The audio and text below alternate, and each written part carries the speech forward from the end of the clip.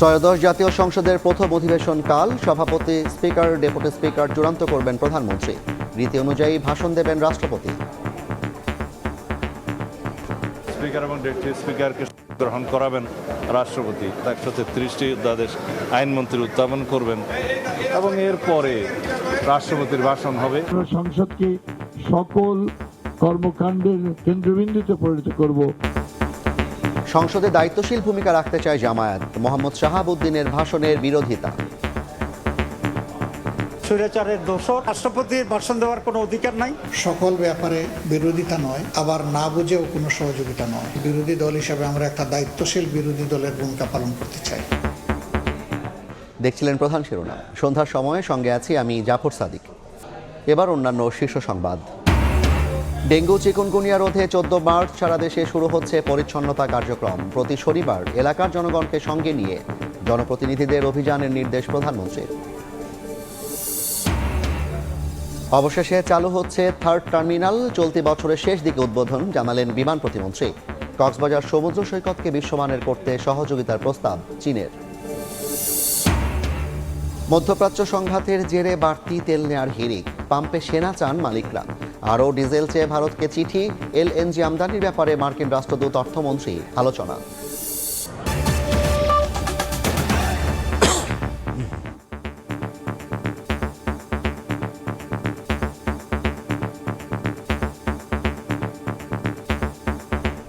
ত্রয়োদশ সংসদের প্রথম অধিবেশন কাল। রীতি অনুযায়ী একদিন আগে সংসদ নেতা তারেক রহমানের সভাপতিত্বে অনুষ্ঠিত হয় সরকারি দলের সংসদীয় সভা।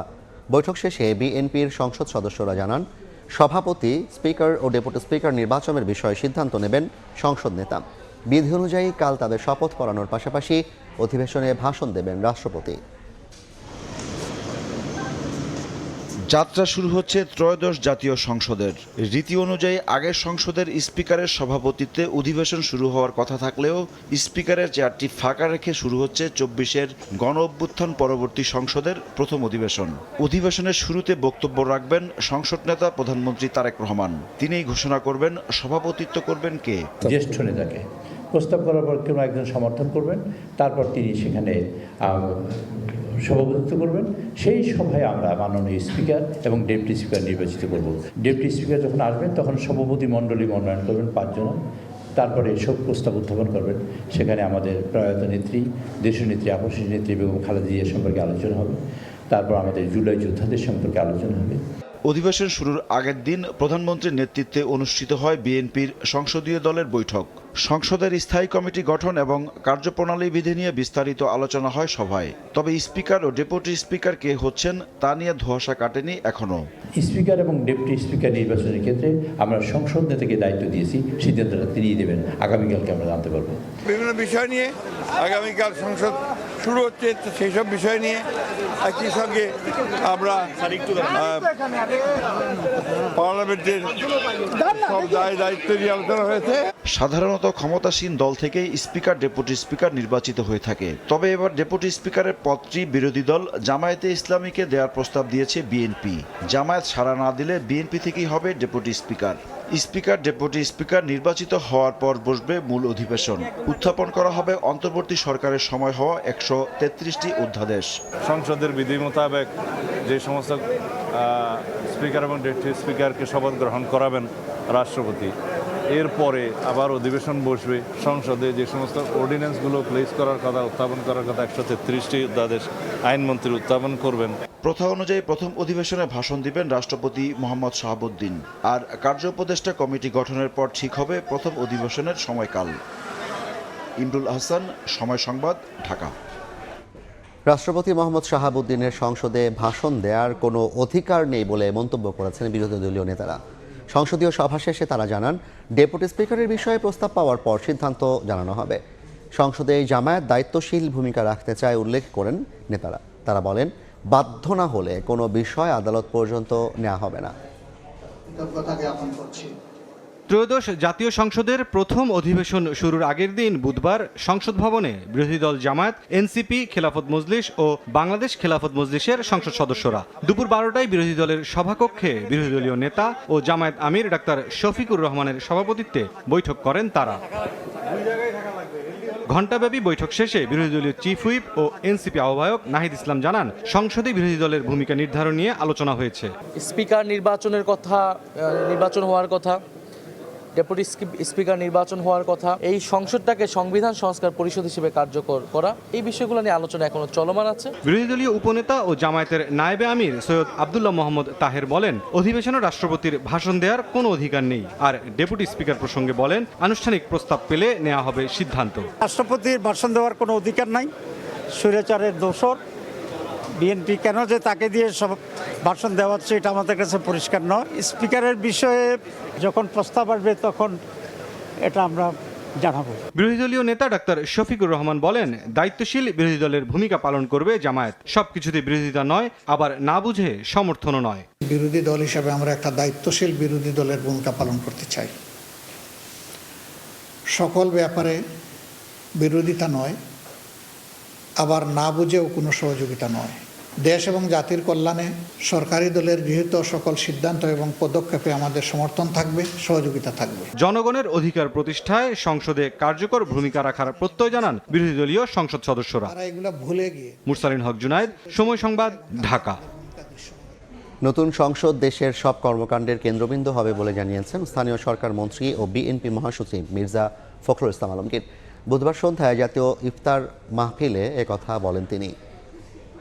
এটি সম্পূর্ণ নিরপেক্ষভাবে জনগণের সমর্থনের মধ্য দিয়ে জনগণের আস্থা নিয়ে একটি নতুন সরকার গড়তে হয়েছে। আগামীকাল সেই পার্লামেন্টের প্রথম অধিবেশন হতে চলেছে। আমরা সবাই, দেশের মানুষ সবাই আমরা আশা করে আছি যে এই পার্লামেন্টে আমাদের জন্যে নতুন যে গণতন্ত্রের কথা আমরা চিন্তা করছি, আমরা যে চিন্তা করছি যে আমরা গণতন্ত্রকে প্রাতিষ্ঠানিক রূপ দেব, আমরা যে চিন্তা করছি আমরা সংসদকে সকল কর্মকাণ্ডের কেন্দ্রবিন্দুতে পরিণত করব, সেই লক্ষ্যে আমরা যারা এগিয়ে যেতে পারি। ডেঙ্গু চিকুনগুনিয়া রোধে আগামী 14 মার্চ থেকে সারা দেশে শুরু হচ্ছে পরিচ্ছন্নতা অভিযান।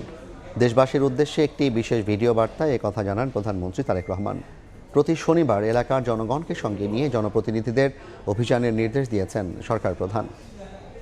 জনস্বাস্থ্যবিদগণ বলছেন, বর্তমানে ডেঙ্গু আক্রান্ত হওয়ার বিষয়টি নির্দিষ্ট কোনো মৌসুমে সীমাবদ্ধ নেই।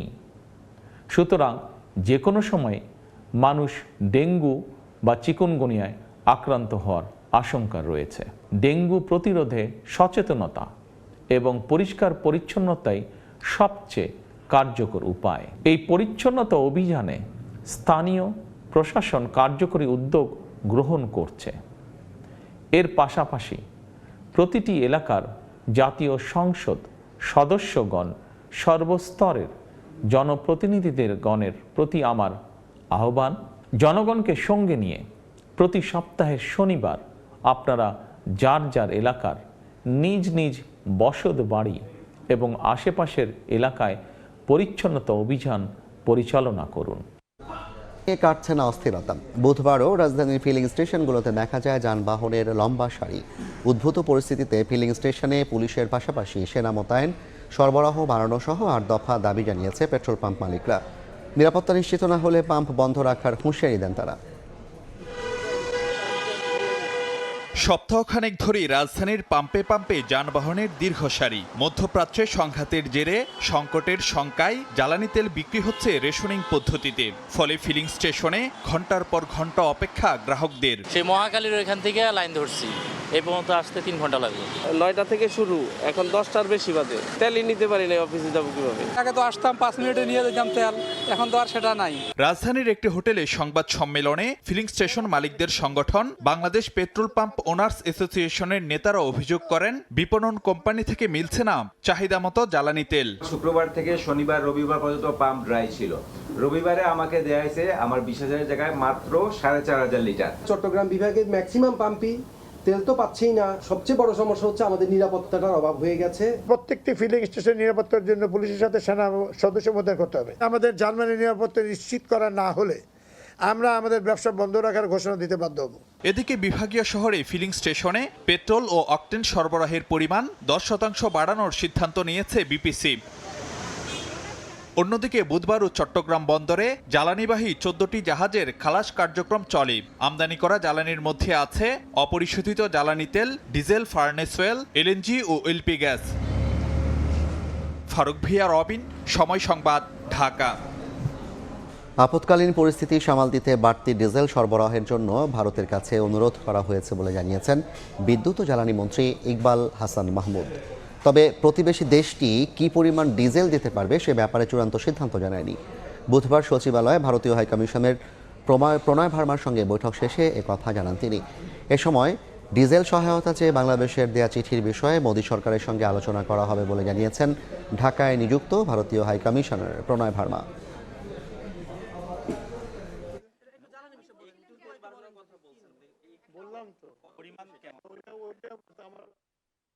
পাইপলাইন আছে, আমাদের সাথে একটা এগ্রিমেন্ট আছে, সেটা আমরা বলছি যে আরো একটু তেল বাড়ানোর জন্য তেল বাড়া দিতে বলছি। এখন কি বাড়ে তারপরে বুঝবো যে কত বাড়ছে। Power transmission lines, we have cross-border pipelines. So we discussed about our engagement about how to strengthen our energy and power cooperation. We received a formal request from the government of Bangladesh about additional supplies. And I just received it and I'll be forwarding it to our authorities for consideration. চলতি বছরের শেষের দিকে চালু হচ্ছে বহুল আলোচিত শাহজালাল বিমানবন্দরের তৃতীয় টার্মিনাল। ডিসেম্বরের মধ্যে অত্যাধুনিক টার্মিনালটি প্রস্তুত করতে শিগগিরই জাইকার সঙ্গে বৈঠকে বসবে সরকার। সচিবালয়ে চীনা রাষ্ট্রদূতের সঙ্গে বৈঠক শেষে একথা জানান বেসামরিক বিমান ও পর্যটন প্রতিমন্ত্রী। থার্ড টার্মিনালের ব্যাপারে আমরা ইমিডিয়েটলি মিটিং করব। ওই আগের যে কন্ট্রাক্ট ছিল জাইকার সঙ্গে, জাপানের সঙ্গে, তাদের রিভিউ করার চেষ্টা করতেছি। যদি এটা ওদের সঙ্গে হয়ে যায় তাহলে আমরা করব, আর না হলে আমরা ওপেন টেন্ডারের মাধ্যমে ওএনএমটা করব। এই জন্য it will take 6 to 9 months at least. হ্যাঁ, দ্রুত সময় করতে গেলেও আমরা যেটা দেখেছি যে 6 মাস থেকে 9 মাস লাগবে। সন্ধ্যার সময় আরও থাকছেন মেয়েদের পছন্দের শীর্ষে পেন্সিল হিল, ছেলেদের লোফার। ঈদ কেনাকাটায় ভিড় বাড়ছে জুতার দোকানে, দাম নিয়ে ক্রেতার মিশ্র প্রতিক্রিয়া। কেনাকাটায় পোশাকের পর এবার ভিড় বাড়ছে জুতার দোকানে। নারীদের কারো পছন্দ fashionable pencil hill, box hill, আবার কারো পছন্দ ফ্ল্যাট স্লিপার। পুরুষের পছন্দের তালিকার শীর্ষে রয়েছে লোফার। পোশাক ও জুতার দাম নিয়ে ক্রেতাদের রয়েছে মিশ্র প্রতিক্রিয়া। ঈদ উপলক্ষে পোশাক কেনা শেষে ম্যাচিং জুতা কিনতে দোকানগুলোতে ভিড় করছেন রাজধানীবাসী। কারো পছন্দ পেন্সিল হিল, কারো বক্স হিল, আবার কারো পছন্দ আরামদায়ক স্লিপার। পুরুষদের পছন্দের তালিকার শীর্ষে পাঞ্জাবির সঙ্গে মানানসই লোফার। কেনাকাটা জামা হয়েছে, এখন জুতা কিনবো। মেয়েদের হলে হিল আছে, টোরিং আছে, আপনার কিছু আছে যেমন পেন্সিল হিল পাঞ্জাবির সাথে পরার জন্য, কেউ চায় আবার একটু জিন্স গ্যাবার্ডিং এর সাথে পরার জন্য। এই আইটেমগুলো একটু বেশি চলতেছে। স্টাইলিশ প্লাস হচ্ছে কমফোর্টেবল, কজ লাইক জুতা পরে অনেকক্ষণ ঈদে হাঁটা হবে, সো হচ্ছে যে যাতে হচ্ছে যে আবার পায়ে ইনজুরি না হয়ে যায়। অনেকেই ব্যস্ততার কারণে রমজানের শেষ দিকে এসে ঢু মারছেন পোশাকের দোকানে। কারো পছন্দ ফ্যাশনেবল গর্জিয়াস ড্রেস, কেউ আবহাওয়াকে প্রাধান্য দিয়ে কিনছেন সুতি হালকা কাজের পোশাক। Sari, three piece, salwar kameez, gown, kurti, tops, ওড়না কিনছেন নারীরা। পুরুষরা কিনছেন পাঞ্জাবি, শার্ট ও ফতুয়া। পরিবারের বাকি সবার জন্য কেনাকাটা শেষ, এখন আর কি আমাদের নিজের কিছু কেনাকাটা করতেছি। আমি বাবার নার সাথে এসেছি, পার্টি ড্রেস কিনেছি, পিঙ্ক কালারের ড্রেস কিনেছি। যেহেতু সামনে গরম, এই জন্য কিছু আরামদায়ক কিনতেছি। দাম নিয়ে রয়েছে মিশ্র প্রতিক্রিয়া। আরামদায়ক স্লিপারের মধ্যে আর কি রেট পড়ছে আপনার 2400 টাকা একটা। দাম অনুযায়ী যত সুন্দর, একটু বেশি আর কি দাম, আগের চাইতে একটু বেশি। দেশীয় ধাঁচের পোশাকে ক্রেতা বেশি সন্তুষ্ট বলছেন বিক্রেতা। জানাচ্ছেন বিগত কয়েক বছরের তুলনায় এবছর বেশি সাড়া পাওয়ার কথা। আমাদের শাড়ি আছে হাফ সিল্কটা বেশি চলতেছে, তারপরে সুতির ভিতরে কাজ করা ব্লগের শাড়ি, এগুলো খুব ভালো চলতেছে। আগের বছর থেকে এবার একটু খুবই ভালো রেসপন্স, খুব ভালো আছে। দাম আগের মতো আছে, দাম নতুন করে কোনো বাড়ে নাই। ক্রেতার চাহিদার কথা মাথায় রেখে রাজধানীর শপিং মলগুলো খোলা থাকছে গভীর রাত পর্যন্ত। জিনাতারা যশোয়া, সময় সংবাদ, ঢাকা। দেখছেন সন্ধ্যার সময়। ইসরায়েল ও যুক্তরাষ্ট্রের যৌথ হামলায় নিহত ইরানের সেনা কমান্ডারদের জানাজা অনুষ্ঠিত হয়েছে। বুধবার তেহরানের রাস্তায় লাখো মানুষের ঢল নামে। অশ্রুসিক্ত নয়নে তাদেরকে শেষ বিদায় জানান সাধারণ ইরানিরা। এদিকে তেল আবিব, হাইফা ও জেরুজালেম লক্ষ্য করে ক্ষেপণাস্ত্র হামলা চালিয়েছে ইরান। অন্যদিকে ইরানের 400 লক্ষ্যবস্তুতে হামলার দাবি করেছে ইসরায়েল। এর মধ্যেই হরমুজ প্রণালীতে যুক্তরাষ্ট্র ও তাদের মিত্রদের জাহাজ চলাচল বন্ধে মাইন বসানো শুরু করেছে তেহরান, যদিও বেশ কয়েকটি মাইন পাতা নৌযান ধ্বংসের দাবি করেছে ওয়াশিংটন।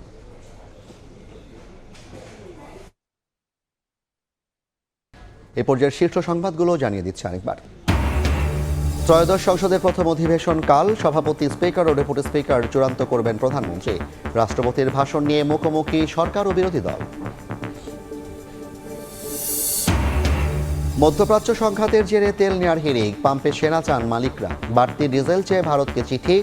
এলএনজি আমদানি নিয়ে মার্কিন রাষ্ট্রদূত, অর্থমন্ত্রী আলোচনা। এবং অবশেষে চালু হচ্ছে থার্ড টার্মিনাল, চলতি বছরের শেষ দিকে উদ্বোধন, জানালেন বিমান প্রতিমন্ত্রী। কক্সবাজার সমুদ্র সৈকতকে বিশ্বমানের করতে সহযোগিতার প্রস্তাব চীনের।